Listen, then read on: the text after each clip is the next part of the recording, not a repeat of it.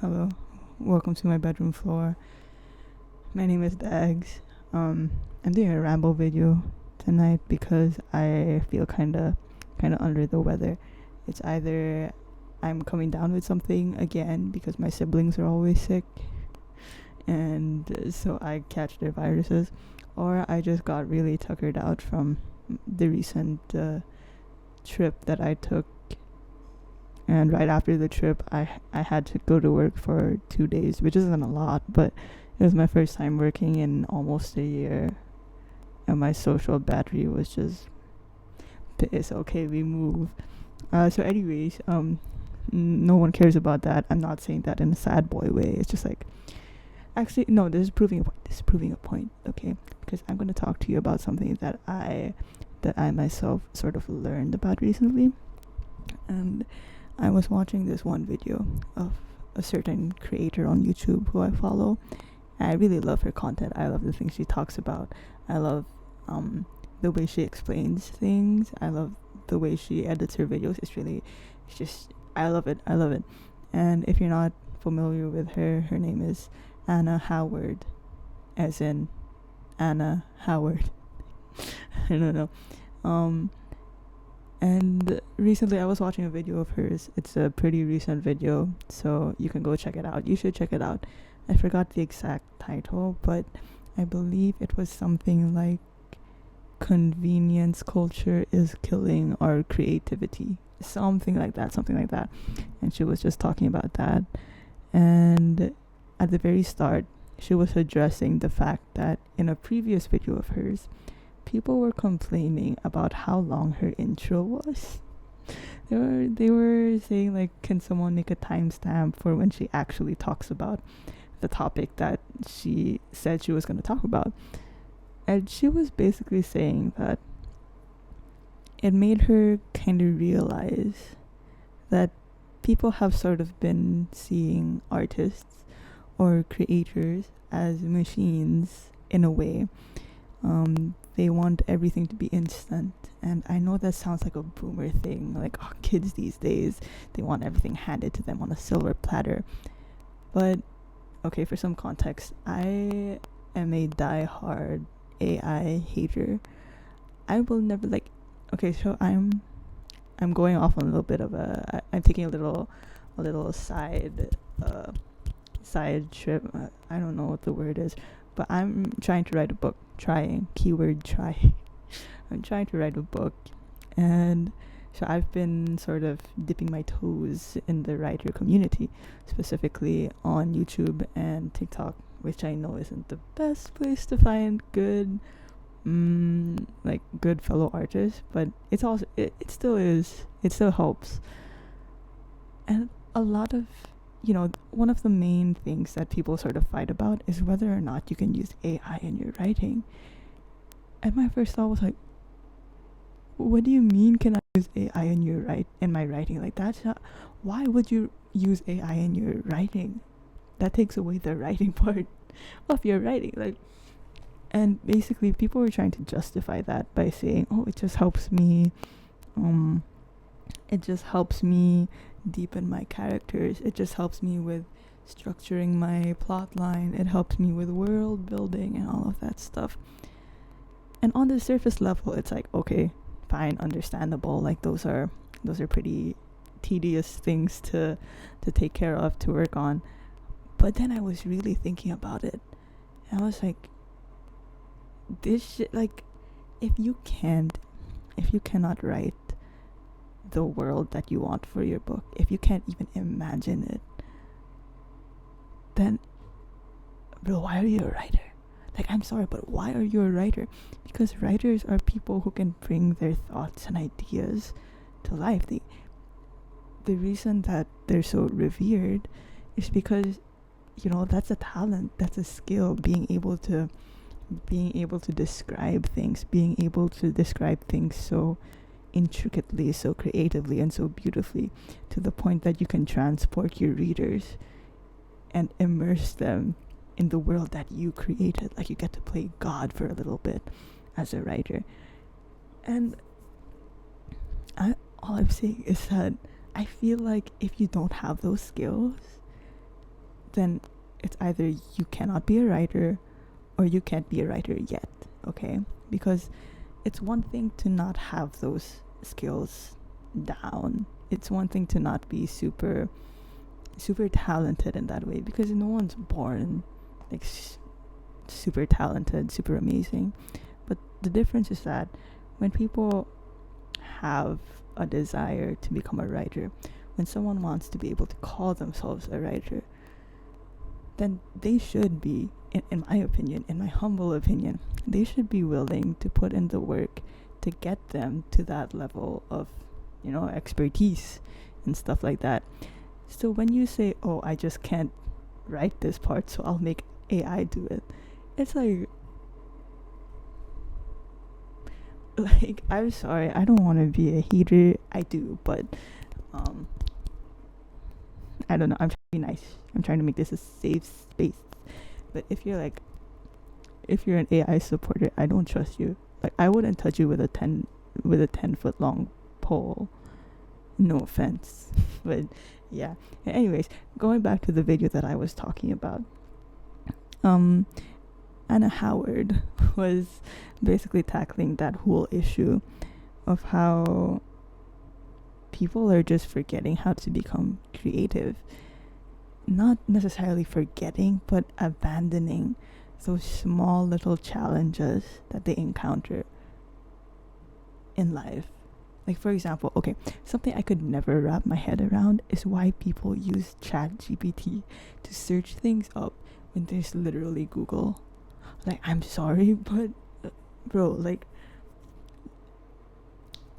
why? Like, in my opinion, it's just as fast. So I don't understand why people choose AI. Sorry, I feel like that's a little bit unrelated, but I also think that it is related. Please don't get bored. I'm getting somewhere soon. But yeah. And another thing she talked about in the video, which is something that it struck me. I loved it. I love what she said.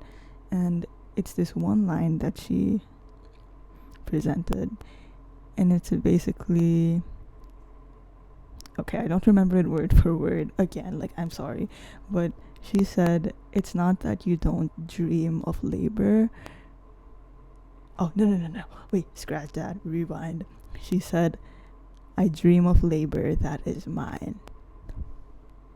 That is like, okay, on the surface level, it's kind of like, but like, when you hear it in the context of the video, like slotted in between everything else that she talked about in that post, it's like, wow, like that hits. It hits like a cold cigarette, you know what I mean?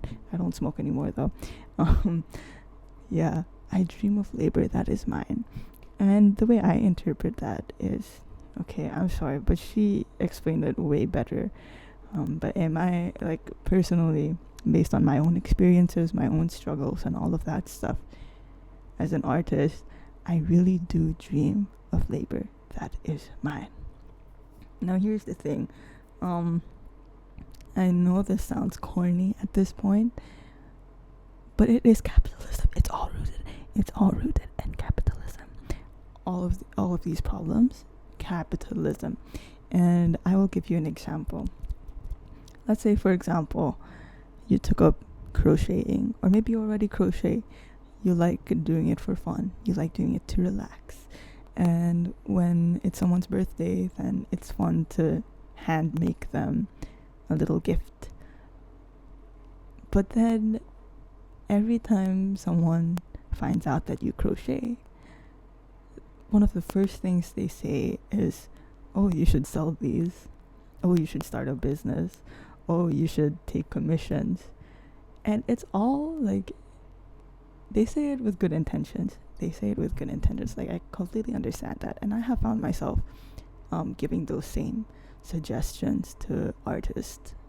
I've said that to my girlfriend a couple of times because, they crochet and they're pretty good at it. But then I realized that would mean commodifying your art. This thing that you like to do for your enjoyment. This thing that's sort of like a little break from the world. Like, that's labor that is yours, you know? You're still putting in time and effort, and you might still struggle while making your little crochet projects. But it's your labor. You're not doing it for anyone else. Or if you are making something for someone else, you're still doing that because you want to, you know? That's what I think it means to say that I dream of labor that is mine. Now, when you turn that into a business, I'm still going to go with the example of crocheting. When you turn that into a business, it's like the labor isn't yours anymore. You know, it's still the same process. You still put in the same effort, you're still doing the same steps, but it's for someone else. Someone else is paying you. It's a transactional thing where it's like, I give you money, you do this. And I'm sorry, I feel like the way I'm explaining it is so like ooga booga caveman talk, but I trust that you understand what I'm saying because yeah, peace and love. Anyways, yeah, it takes away the fun of it in a way. You don't have control over it anymore. If someone gives you money to make them something, then you're obligated to make it. You're obligated to make it within a given time frame, and it has to meet a certain set of standards. And it's no longer your labor. You're working for you're basically working for someone. And even though you're doing the same thing, it just doesn't give you that sense of rest or enjoyment anymore, because again, it's no longer your labor.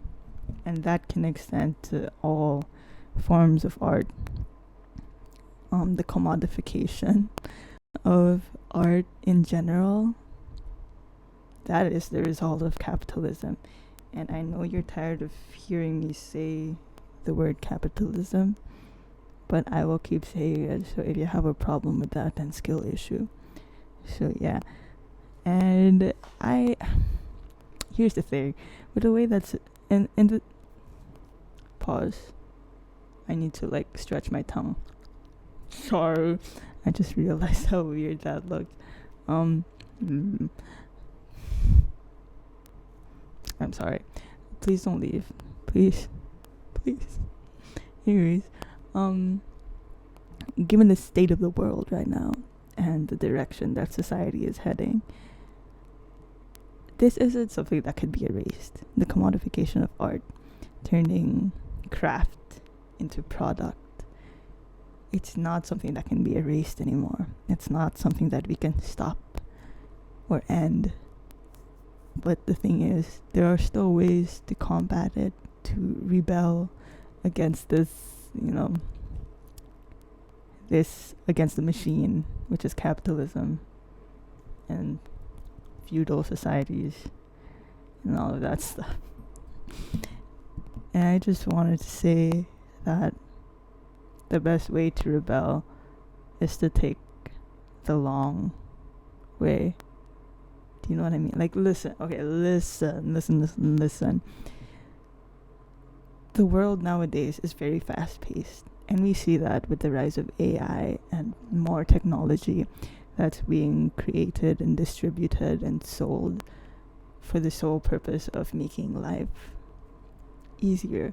But by easier, they mean faster. Like, instead of going to the store to get groceries, you click a few buttons on your phone, the groceries appear at your door. That's what I mean. However, in exchange for that, people are forgetting things like problem solving. Someone was walking past my room. Problem solving, or like the joy of searching for something in a store, the joy of finding something at a store that you weren't trying to find. Like when you're thrifting and something that you weren't planning on buying just calls out to you, and you're like, you were made for me, like that kind of thing.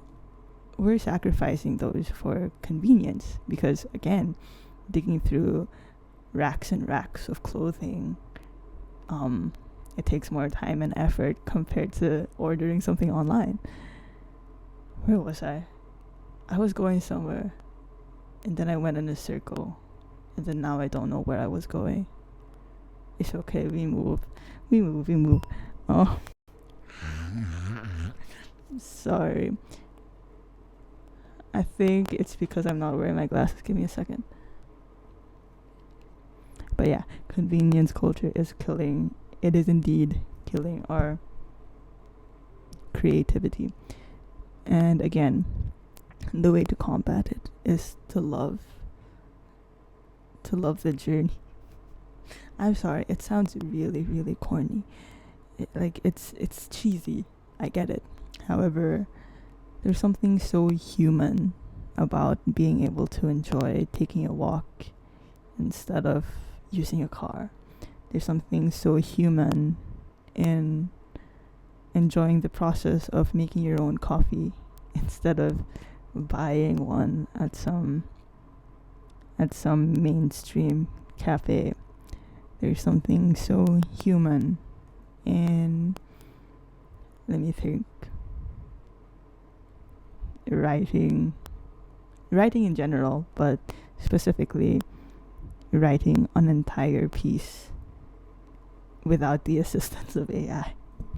You know what I mean? Like, we're forgetting about that part of our humanity. Or it's not that we're forgetting, but we're choosing to abandon it just for the sake of what? Saving a few minutes of your time, saving a few hours of your time. And come on.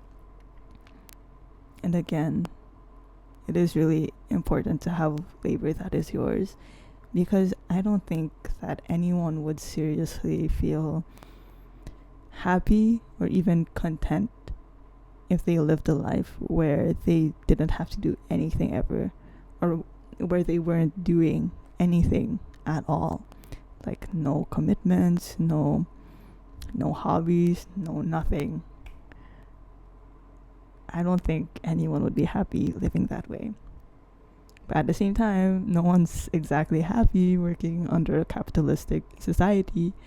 No one's happy working a 9 to 5. Or maybe they are, but most of the time I hear that people have this looming sense of unfulfillment when working that kind of corporate job, which is very understandable. And yet at the same time, if you choose to pursue a career that's purely focused on your own interests, your own passions, it's risky, and it shouldn't be, but that's just how it is now. It's risky because you might not have a stable income. It doesn't give you as much money as a 9 to 5 corporate job would. And even if you are doing what you love, you still won't be able to help but compare yourself to those who are seemingly more well off or more successful than you, based on the standards of capitalism. So yeah, it's all, like, I know it seems like a lot. It seems like a lot, like we're heading in one direction and then we're going to another direction. But if you take a step back and look at, or like think about everything that I just mentioned, then you're gonna get the overall idea of what I'm trying to say. So yeah, you should do what you love. No, that's not what I want. That's not the conclusion that I was talking about. You should dream of labor, but labor that is yours. Anna Howard described it as sort of being able to play God, like as an artist, you know? Because when you're an artist who's creating not for the sake of money or for your audience or a customer or whatever, when you're creating for your own sake, then you get to play God. Like, whatever you want to do, you can do. When you're writing, it's like there are no rules, you know? except for my own personal rule, which is never use AI. But hey, that's just me. And when you get to experience creating in that way, in simple terms, just making stuff for shits and giggles, then that's still labor. Like, you realize that that's still labor, but it's labor that makes you content. It's something that you can be proud of, because it's like, this is mine. I chose to create this, and I put in blood, sweat, and tears to make this thing. And even if it's not the most amazing piece of art that's ever been created, even if it's not something that you hoped, it doesn't turn out to be as amazing as you wanted it to be, the fact that it's yours, like, that still means so much. It's still so valuable. Like, you didn't churn this thing out to submit it to your boss, you know? Or you didn't make this so that other people could judge it, so that other people could rate it or review it. Like, you just made it because you wanted to, and you enjoy it. And you should always, like, as an artist, I cannot emphasize this enough, you need to love your craft. And I'm not talking about, I have an idea and then this is the finished product. You cannot just enjoy those two things. You also need to enjoy the entire process of, from start to finish. Because, okay, well, there will always be some steps, some parts that are just boring. They're just a chore to get through. But it's part of it, and there's a sense of accomplishment that you get when you're able to power through those tough parts of the process, because it's like, wow, I didn't want to do this, but now I did, and it's one step closer to completing what I wanted to make. So yeah, please love your craft, not just the results, not just the potential monetary value it might give you.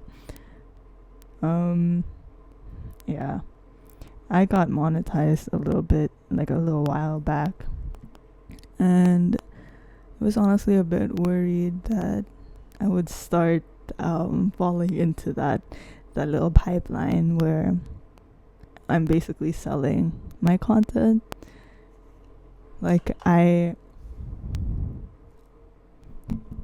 what I mean by that is I become one of those creators who would make certain things depending on what my viewers would want to see, because the more views I get, the more money I get, and so on and so forth.